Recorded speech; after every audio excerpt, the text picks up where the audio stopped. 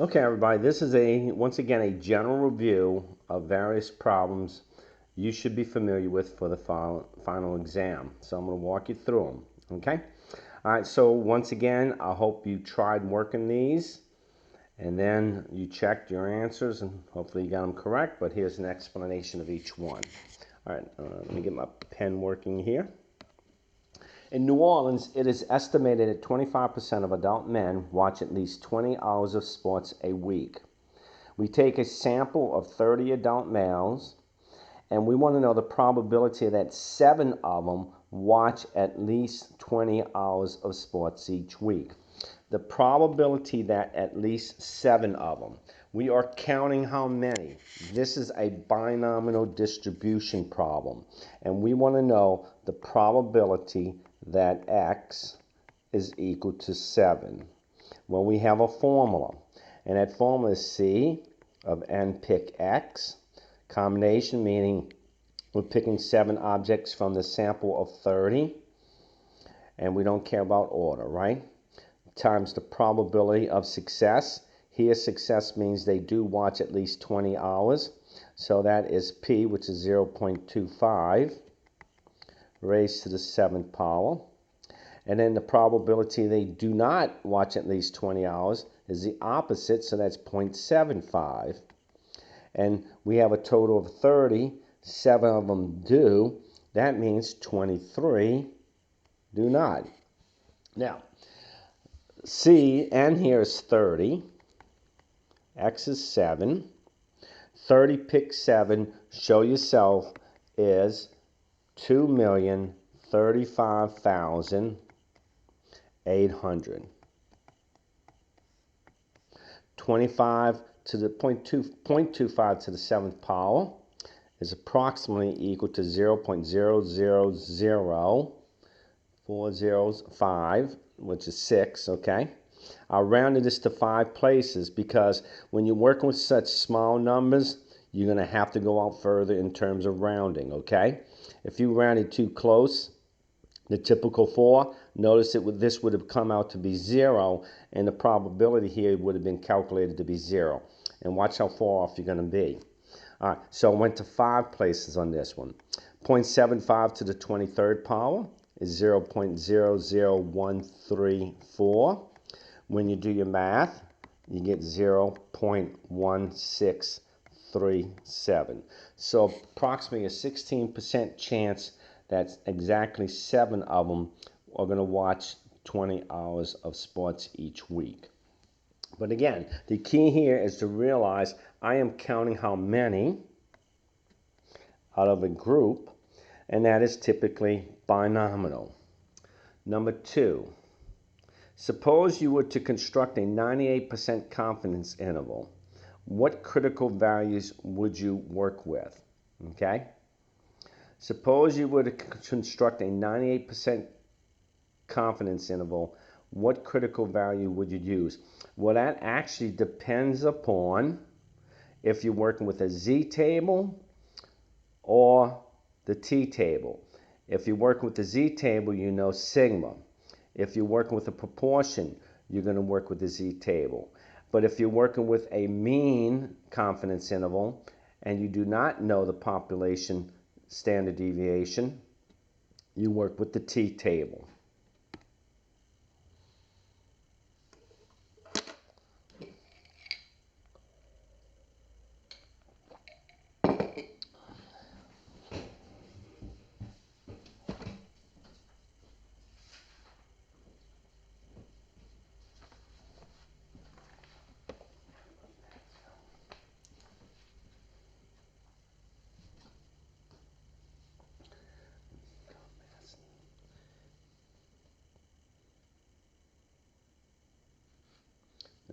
%, confidence interval.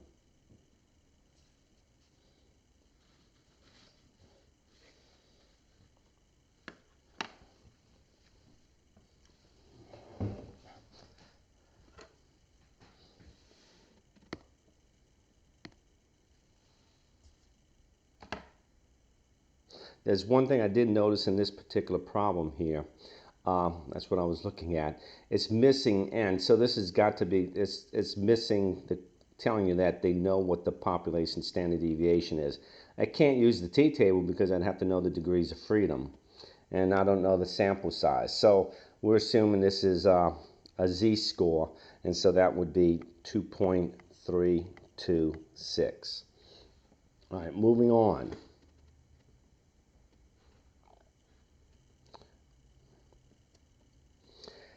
Suppose you know the following results from a hypothesis test. The alternative hypothesis is mu is not 40. The sample mean is 39. Sigma is 5. N is 40. And we want to determine the test value and decide if we reject the null hypothesis at a level of alpha equal to 0.05. All right, the z value, or the test value, is going to be x bar minus the mean divided by sigma of x bar, right? Okay, that's the test value. Well, sigma of x bar is going to be 5 divided by the square root of 40, which is 0.7906. So x bar minus mu is going to be, x bar is 39 minus 40 divided by 0.7906. When you do your math, it comes out to be negative 1.26. Okay? Now,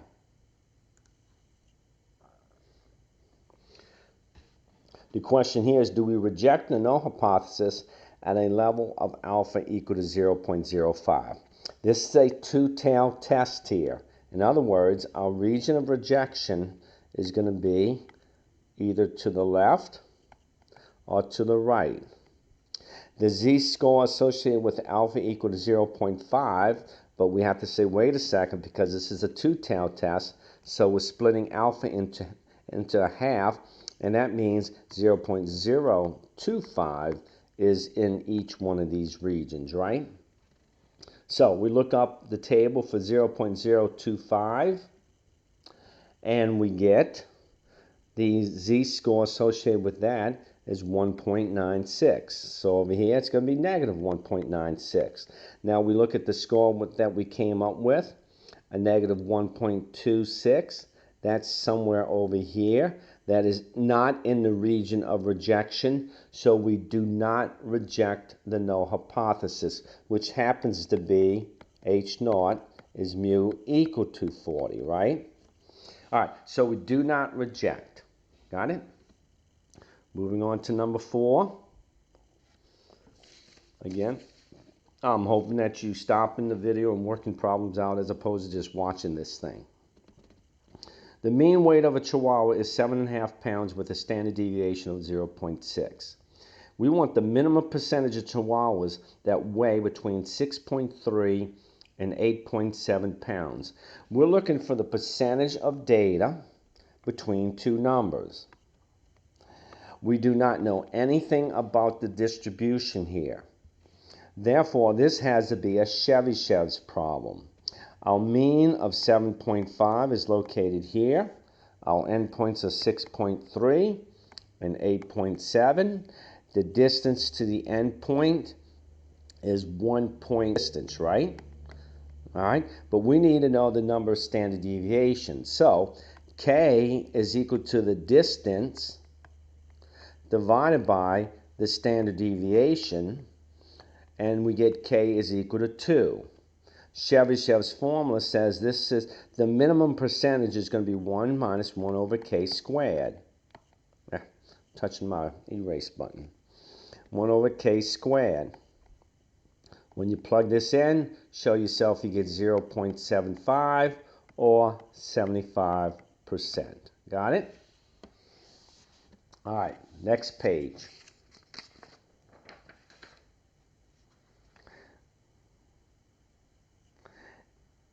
Is it possible for the following to represent a probability distribution?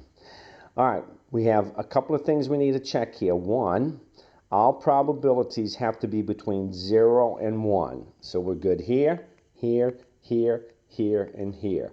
they're all between 0 and 1. Second, they have to add up to 1. So when you add these 5 numbers together, we get 1.01, and you don't round, okay?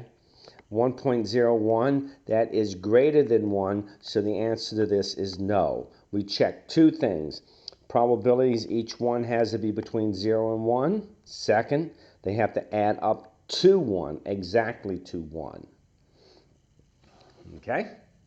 For our next problem here, we want to determine the probability that z is greater than 0.85. This is a simple question asking you, do you understand the table?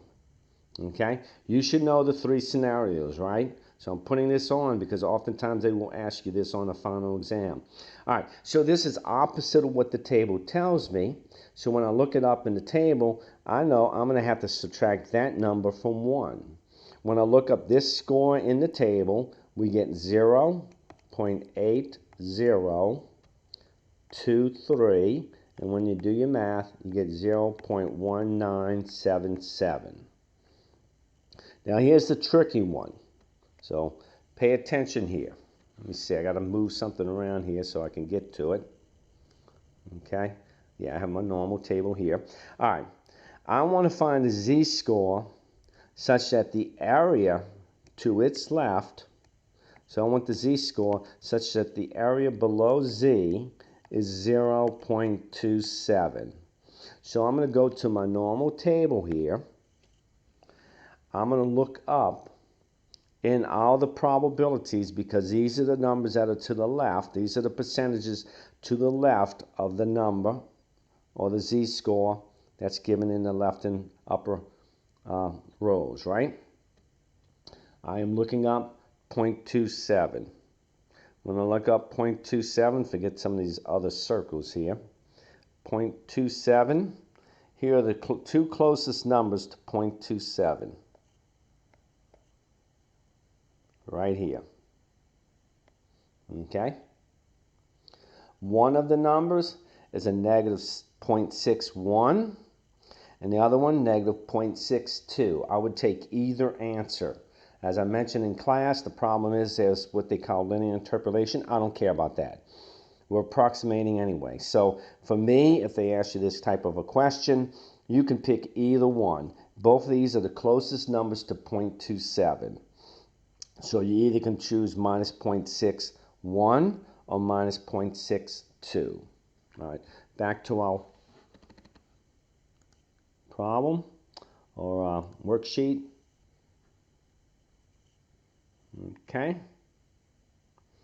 All right, so the answer to that one would be either 0.61 or minus 0.62. I'd take either one. All right, excuse me. Number 7. A survey of 255 college students found that 160 of them voted in the last election.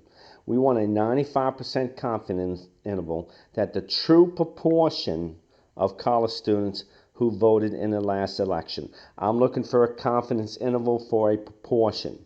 Here's my formula.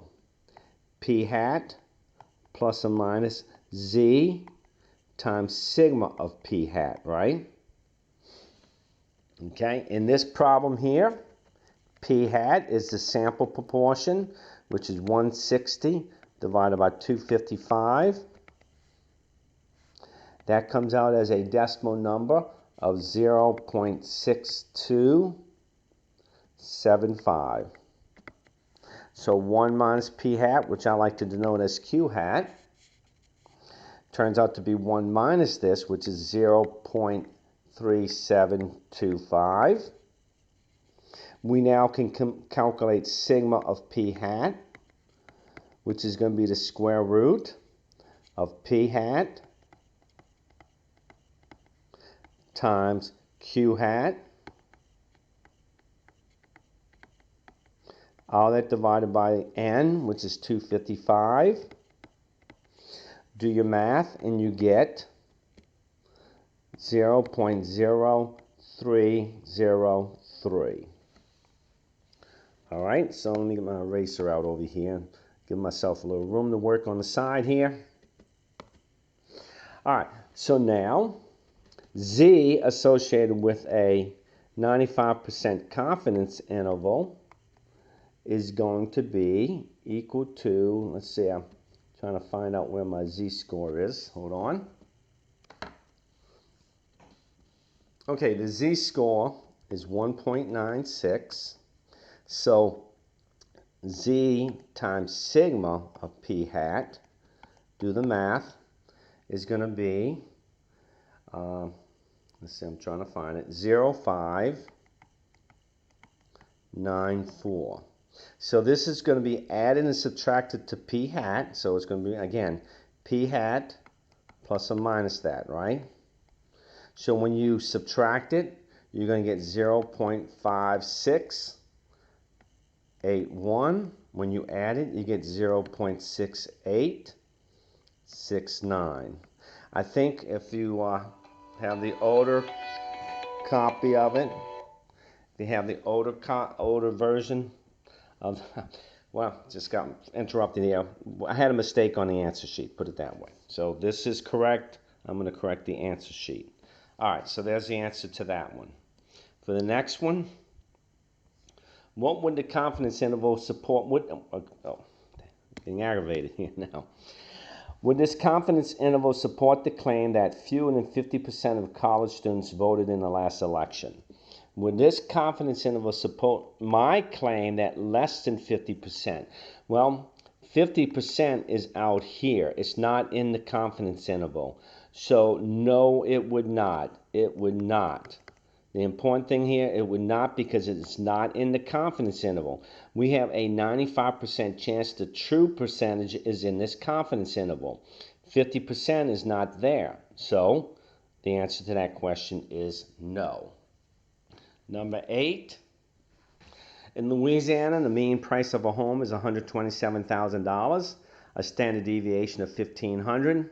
And we want to know the probability the sample mean associated with the sample of size 100 will be at least $128,000. So we're looking for the probability that the sample mean is at least $128,000, right? Okay, well, central limit theorem. We need to get to the table. We need to know the sample, the mean associated with X bar. Well, that's the mean of the population, 127. We also need to know the standard deviation of sigma of X bar. The standard deviation for sigma of X bar is going to be, really am messing up here, huh? I'm looking at my other answer. So this is going to be another correction. Okay, because I'm working with the sample mean, I need the sample mean standard deviation, which is sigma, over the square root of 100, which is 150. So I need to know the probability that Z is greater than or equal to 128 minus 127 divided by sigma, which is 150. When I do my math,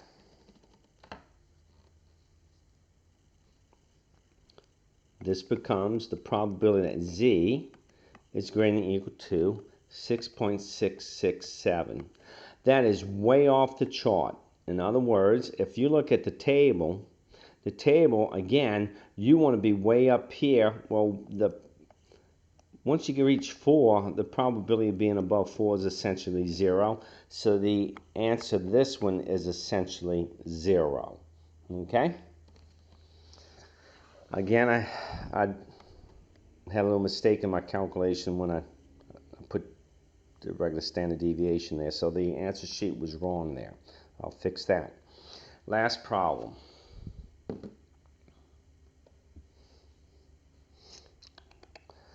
The mean number of miles a car gets is normally distributed with a mean of 27 and standard deviation of 5. We want the probability that a randomly selected car will be between 25.5 and 27.2 miles per gallon. All right, so we're looking for the probability that for any given car, it's going to get between 25.5 and 27.2 miles per gallon. We got to get to the table because this is normally distributed. We're just talking about the regular standard deviation because we are only working with the population data itself, not the mean, as in the above problem. So I need two z-scores. The first z-score, 27.2 minus the mean over the standard deviation. That comes out to be 0.04. Z1, 25.5 minus 27 over 5 is negative 0.3. When you look it up in the table, the percentage associated with Z2 is 0.5160. The percentage associated with negative 0.03 is 0.3821. We have to subtract because that's what scenario this is. And when you subtract, it's at 0.1339. And there's your percentage. Okay? I hope this helps you. I know this was kind of rushed to get this out to you this morning. But anyway, good luck with everything.